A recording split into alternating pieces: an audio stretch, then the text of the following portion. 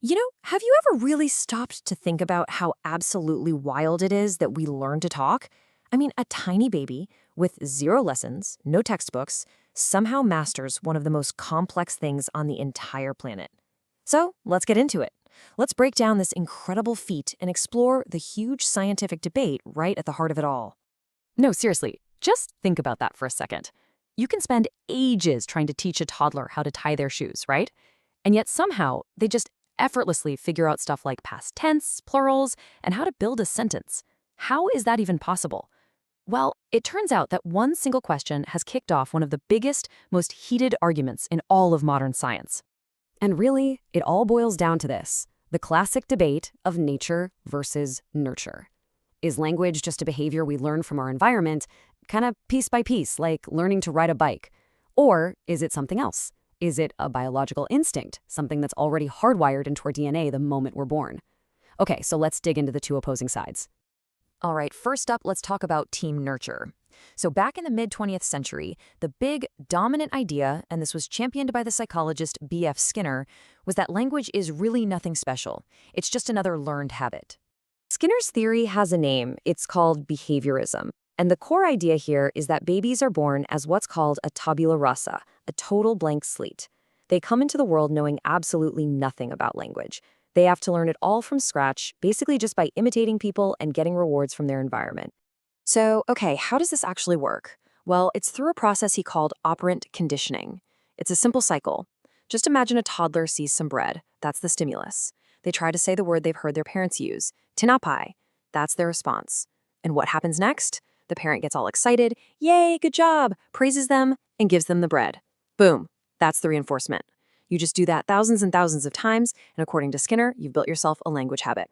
But there's a huge problem with this whole idea, and it's that kids are just so darn creative. They're constantly saying things that you know they have never, ever heard an adult say before. I mean, think about it for a second.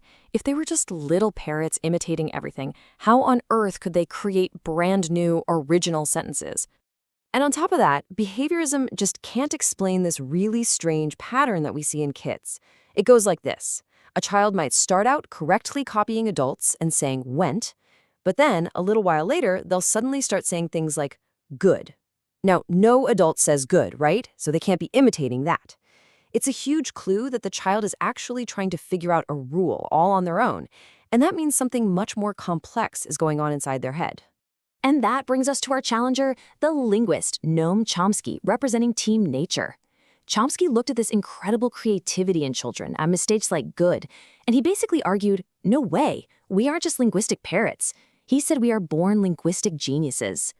So Chomsky's theory is called innatism, and he proposed something revolutionary. He said, forget the blank slate idea. We're actually born with a kind of language software that's already installed in our brains. So the world around us, our environment, it doesn't build language from nothing. It just flips the switch and activates the program that's already there.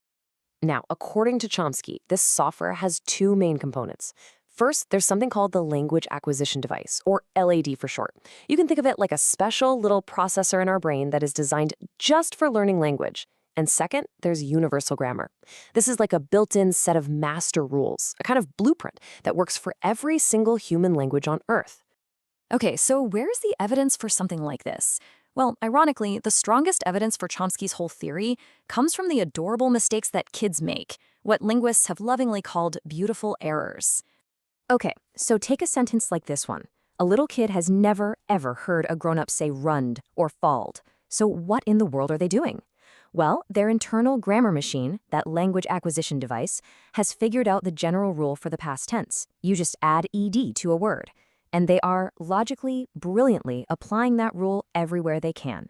That's not imitation. That is pure creation. But to really prove this beyond a shadow of a doubt, researchers came up with a truly brilliant experiment. It was developed back in the 1950s, and it's still famous today. It's called the WUG test. Okay, here's how it works. A researcher would show a child a drawing of this funny little bird-like creature, and they'd say, this is a WUG. Just a totally made-up nonsense word the kid has never heard before. Then they'd flip the page to a picture with two of them, and they'd ask the child to finish the sentence. Now there are two of them. There are two. And what happened? Almost universally, even very young kids who had never heard this word in their life gave the correct answer. They replied, wugs. This was an absolute bombshell. It was proof that children don't just have a list of memorized words. They have an internal, rule-based system for grammar that they can apply to completely new situations.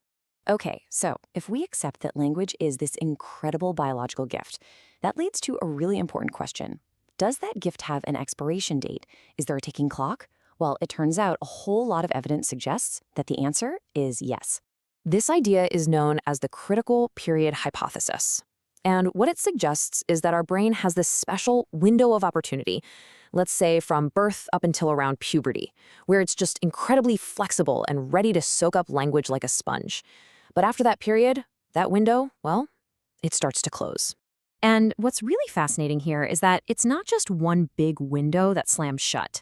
It's more like several smaller windows that close at different times. For instance, the window for picking up a perfect native-like accent, that seems to close really early, maybe around age 6. The window for just effortlessly absorbing grammar, that sponge-like ability, that closes around puberty. But, and this is the good news for all of us, the window for learning new words, for building vocabulary, that seems to stay wide open pretty much our entire lives. And maybe the most powerful, though tragic, evidence for this idea comes from the real-life case of a girl who was known as Jeannie. She was discovered at age 13 after being horribly isolated and never spoken to her entire childhood. And despite years of dedicated help, the outcome was heartbreaking. She was able to learn thousands of individual words, but she could never, ever master grammar or form proper sentences. Her brain's critical window for grammar had tragically already closed. Okay, so we've been through a lot of heavy theory here. Skinner, Chomsky, critical periods. But what does all of this actually mean for you and me in the real world? Especially if you've ever tried to learn a second language. Well, it really boils down to playing to your strengths. See, children have that amazing brain plasticity on their side. Their brains really are like sponges, and they learn best just through natural exposure and playing. Now, as adults, we're mostly past that critical period, but we have a different superpower, cognitive logic. We might not be able to just absorb a language like a kid anymore, but we can consciously study it, break it down, and use our adult analytical skills to master it. So, what's the big takeaway from all this? The evidence, when you look at it, really does seem to suggest that the blueprint for language is our biological birthright. It's something we're all born with. And that really makes you wonder, doesn't it? If something as complex as language is hardwired into us, what other incredible abilities might be coded into our DNA, just sitting there waiting for the right moment to be unlocked?